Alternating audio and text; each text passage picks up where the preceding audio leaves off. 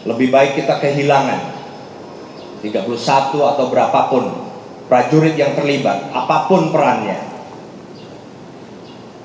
daripada nama TNI Angkatan Darat akan terus rusak oleh tingkah laku tidak bertanggung jawab dan sama sekali tidak mencerminkan sumpah prajurit yang mereka ucapkan, janjikan pada saat mereka menjadi prajurit TNI Angkatan Darat.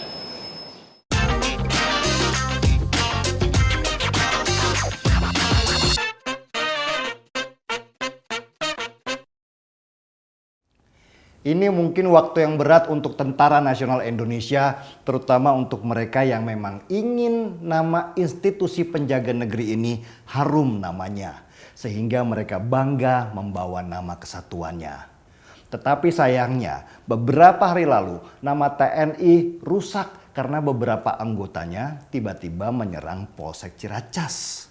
Bukan hanya menyerang, mereka juga membakar polsek, merusak kendaraan juga rumah, dan memukuli warga sipil yang kebetulan lewat di sana. Situasi yang sama pernah terjadi di tahun 2018. Waktu itu seorang perwira TNI dikeroyok oleh beberapa juru parkir. Juru parkir ini kemudian ditangkap dan dibawa ke Polsek Ciracas. Tetapi ada beberapa orang yang tidak puas kemudian menyerbu polsek dan membakarnya.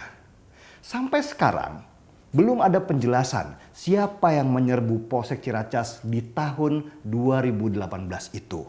Polisi dan TNI sama-sama diam, seakan tidak ingin menyinggung sesama institusi dan tidak ingin memperkeruh suasana. Kejadian yang mirip itu terjadi kemarin. Mendadak Polsek Ciracas diserbu lagi. Kali ini ada isu seorang anggota TNI dikeroyok oleh polisi. Anggota TNI ini menelpon seniornya bilang bahwa dia dikeroyok. Dan tidak lama kemudian ada 100 orang berambut cepak yang menyerbu Polsek Ciracas dan membuat kerusuhan di sana. Tapi kali ini berbeda, tidak seperti tahun 2018 lalu. TNI tidak lagi diam dan langsung bereaksi. Mereka menangkapi anggotanya yang terlibat dalam kerusuhan di Ciracas.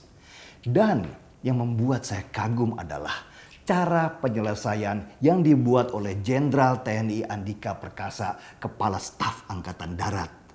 Jenderal Andika langsung menggelar konferensi pers dan menyatakan bahwa anggotanya bersalah.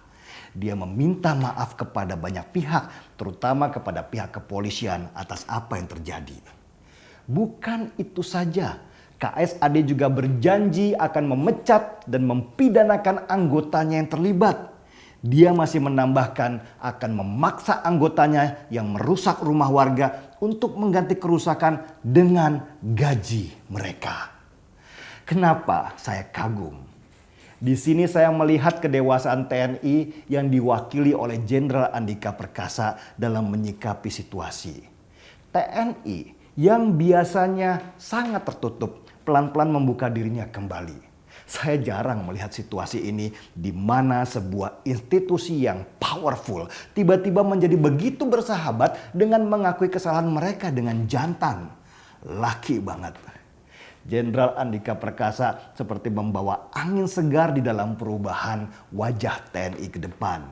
Dari wajah berkuasa menjadi wajah persahabatan. Sesuai dengan slogan mereka sebenarnya, TNI Sahabat Rakyat. Sahabat memang harus menyenangkan dan menenangkan, bukan mereka yang dominan. Dan wajah itu mulai terlihat ketika TNI mengakui kesalahan mereka dengan jantan. Ini bukan yang pertama yang dilakukan Andika Perkasa. KSAD bahkan pernah dengan tegas mencopot Dandim Kendari hanya gara-gara istrinya memposting ejekan kepada Wiranto, mantan menteri, waktu ia ditusuk oleh teroris. Di sana saya baru memahami bahwa di dalam TNI seorang suami dan seorang istri adalah satu badan. Kalau satu salah, pasangannya juga harus menerima resiko hukuman yang sama. Memang begitulah seharusnya seorang penjaga negeri. Sebelum dia mampu menjaga orang lain, dia harus mampu menjaga dirinya sendiri. Kalau dia tidak bisa menjaga dirinya, lalu bagaimana kelak dia akan bisa membela negara?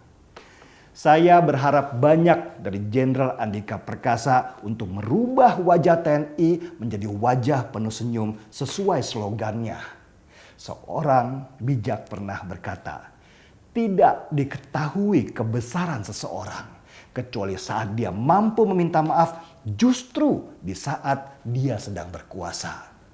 Jenderal Andika Perkasa adalah menantu dari AM Hendro Priyono yang selama ini kita kenal, bahkan di hari tua beliau masih sibuk memikirkan keamanan negeri ini. Mungkin dari Pak Hendro Priyono lah Jenderal Andika belajar bagaimana menjadi tentara yang sesungguhnya.